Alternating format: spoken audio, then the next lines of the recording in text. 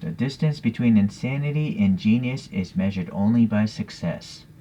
That is a quotation from Elliot Carver, a character from the movie Tomorrow Never Dies, which is a James Bond movie. And I guess that movie is from 1997. And this is a brand Kyosho that made this little model of the car from the movie. And it says 399 yen, around $4.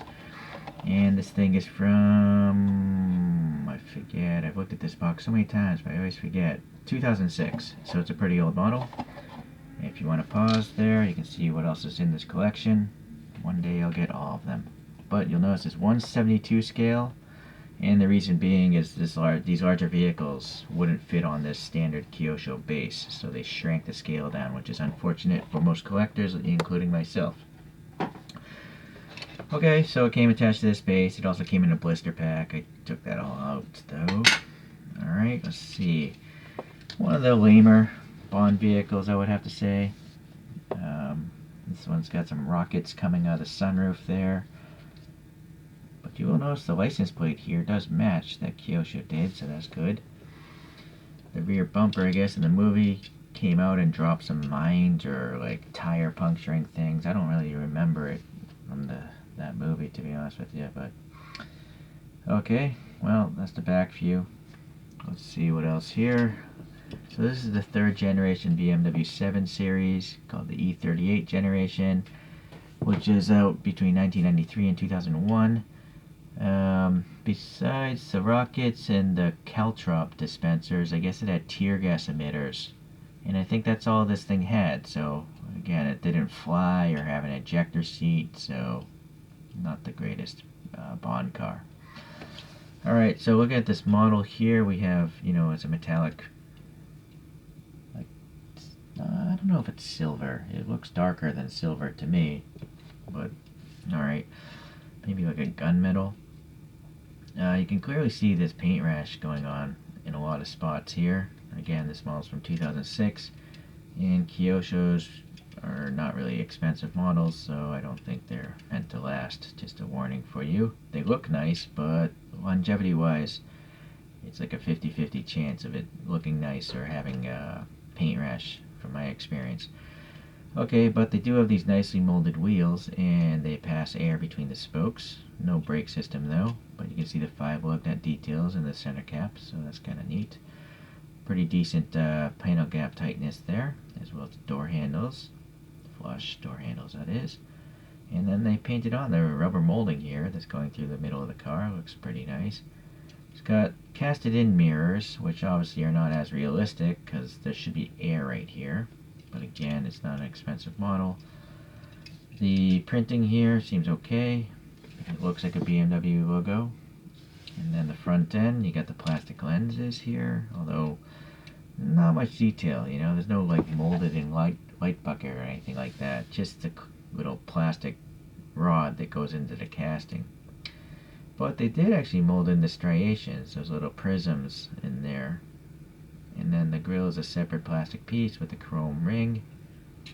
Printed on, not decal. License plate is nice. And then some silver for the fog lights and some black here in this radiator inlet.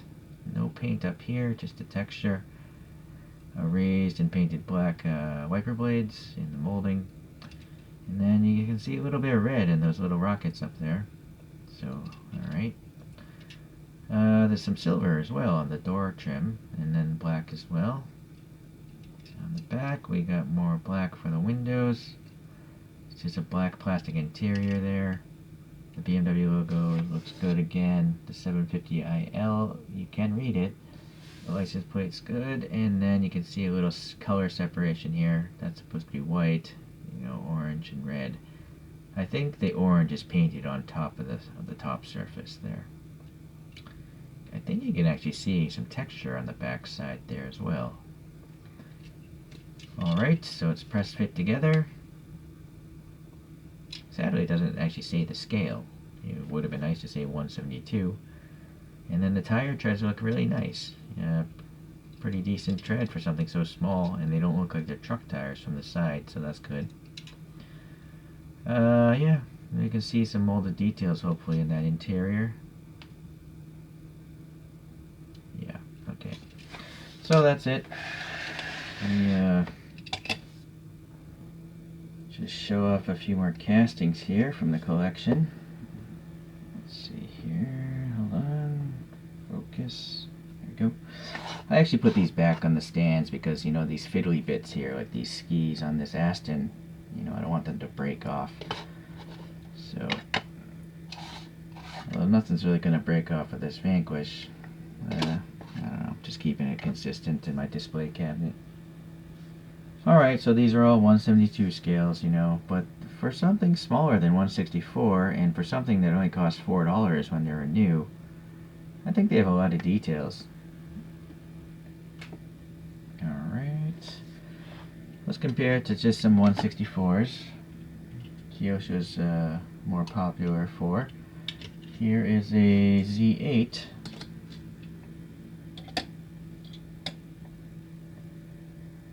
And then here is a Z4.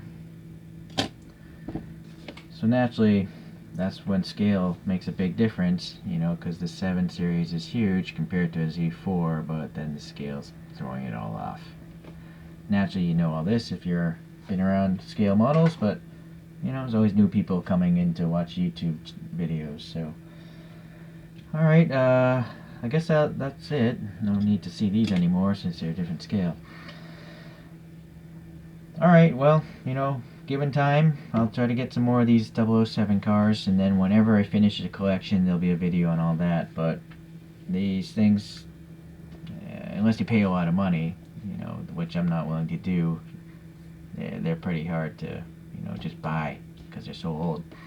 But eBay is the place. That's where I buy most of my used models. Alrighty, well, take care, and I'll see you in the next movie.